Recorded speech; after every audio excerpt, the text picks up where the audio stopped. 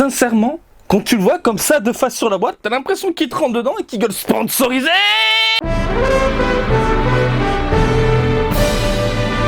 Salut à toutes et à tous, Marty Japan pour un tout nouveau démarrage. Et bien aujourd'hui les amis, nous allons nous pencher sur de la figurine qui vole et qui virevolte. Une figurine que j'attendais.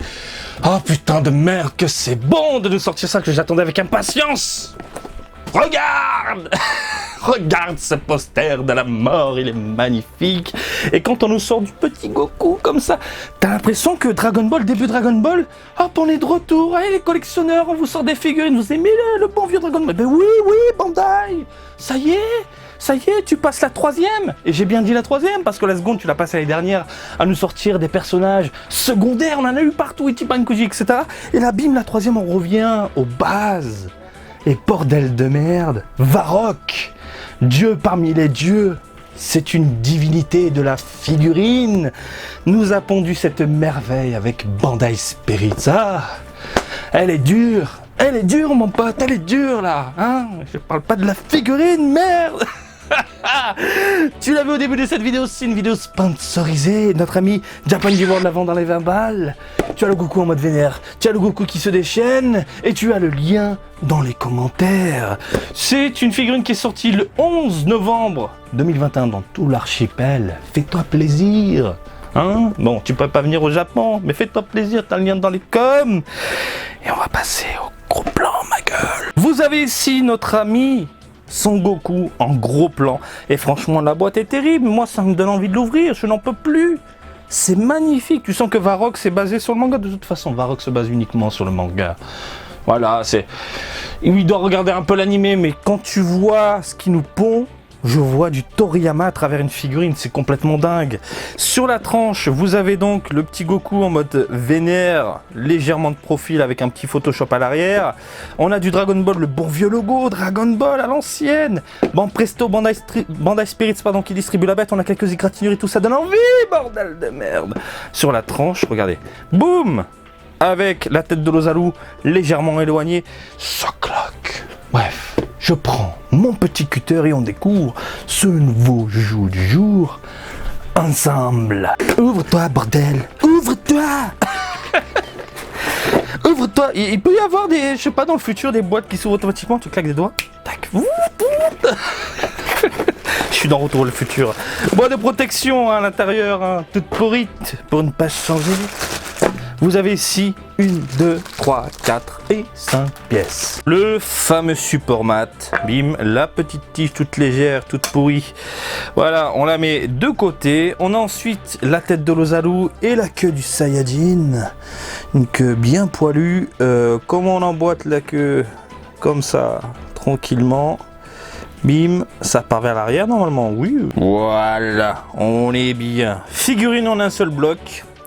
Il y a beaucoup de qualité, il y a quelques défauts, on va en parler. Vous avez ensuite la tête ici de Lozalu, on va commencer par ça. Je trouve que la modélisation est excellente et j'avais peur d'un rendu merdique, j'avais peur de voir quelque chose vraiment de catastrophique. Et au final, on est un peu dans le délire avec la Yamcha, il n'y a pas si longtemps quand on a vu la Yamcha, avec la tête du loup. Je m'attendais vraiment, encore une fois, à voir un produit définitif catastrophique, parce que les photos promotionnelles, quand tu vois la tête de Lozalu, ça donne pas spécialement envie. Et je la trouve plutôt bien foutue. Bon, on a un petit côté translucide avec quelques paillettes et tout. Et quand tu la mets en scène avec le Goku, bah, c'est plutôt pas mal, ça donne un certain dynamisme, je trouve. Voilà, c'est plutôt cool. De toute façon, je l'avais dit dans ma vidéo, la petite vidéo preview.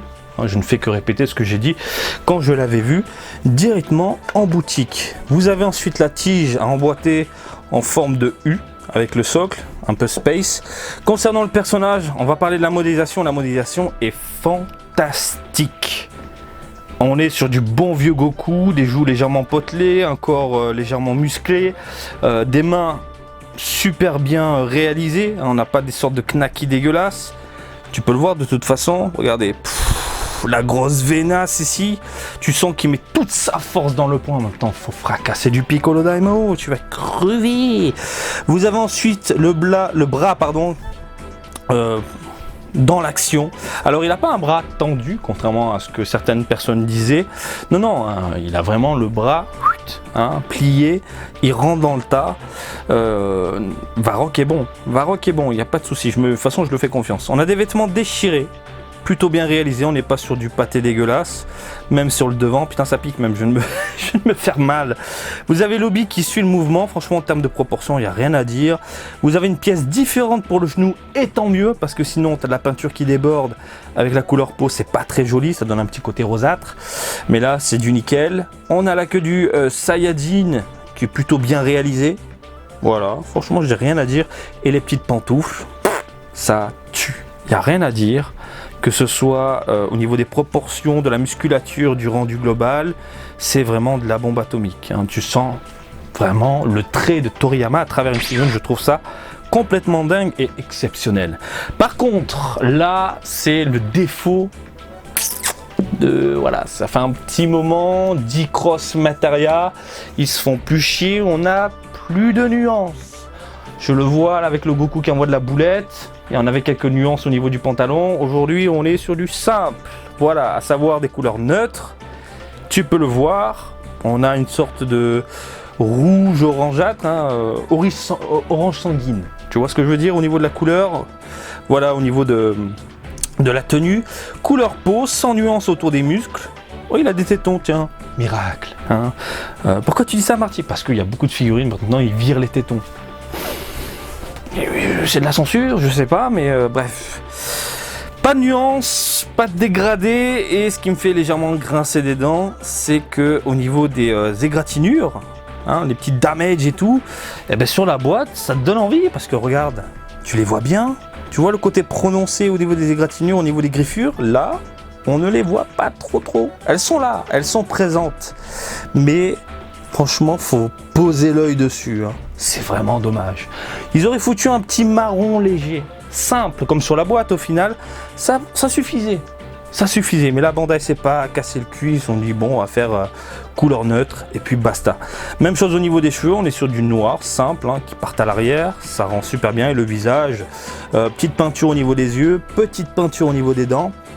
Alors là, c'est plutôt bien travaillé, hein, parce que c'est tout petit, vous le voyez par rapport à mon pouce. Un travail minutieux, hein, au niveau des dents, des gencives, on voit même la carie, enfin tu m'as compris, ça rend super bien. C'est vraiment le seul défaut, à savoir qu'on n'a plus de nuances avec les D-Cross Materia. Ensuite, l'avantage par contre des D-Cross Materia, c'est que si l'Ozaru, tu n'aimes pas ça, tu peux le dégager. Si le Goku qui fait des boulettes, hein, qui fait la boulette, le caméra avec les rayons qui partent, si t'aimes pas les rayons, tu peux les virer. La Freezer qui tend son doigt avec sa grosse boulette géante, tu peux la dégager si elle ne t'intéresse pas. C'est pour ça que j'aime beaucoup cette gamme D-Cross Materia, parce que au final, on se retrouve avec des produits, tu peux les exposer à ton image comme tu le veux, comme tu l'entends. Voilà. Ensuite, oh là là, il y a un problème de balance. Non, faut bien enfoncer, on est d'accord. Voilà. Hop, regarde-moi la bébête. Ah, c'est pas mal, hein, c'est pas mal. Regardez ma vidéo quand je suis allé chez Sega, ils ont foutu une petite lumière ici, ça donnait un aspect très lumineux et je trouve ça vraiment excellent.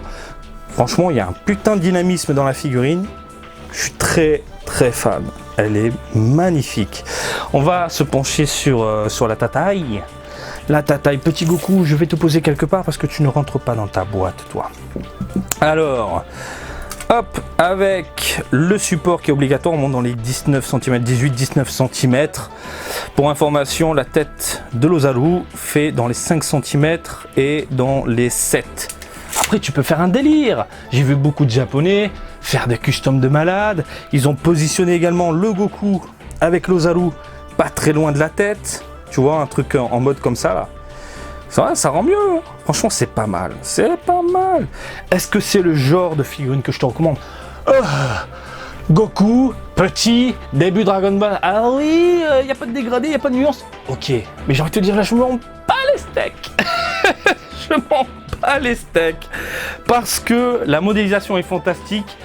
Je ressens encore une fois le trait d'Akira Toriyama à travers le travail de Varrock. Bravo Varrock, franchement, si je te croise un jour en convention, je te fais la bise. Bon, c'est plus trop d'actualité, mais je te fais la bise quand même. Parce que à chaque fois, tu nous ponds des œuvres, très cher ami, magnifiques. Et je trouve que la modélisation globale est fantastique.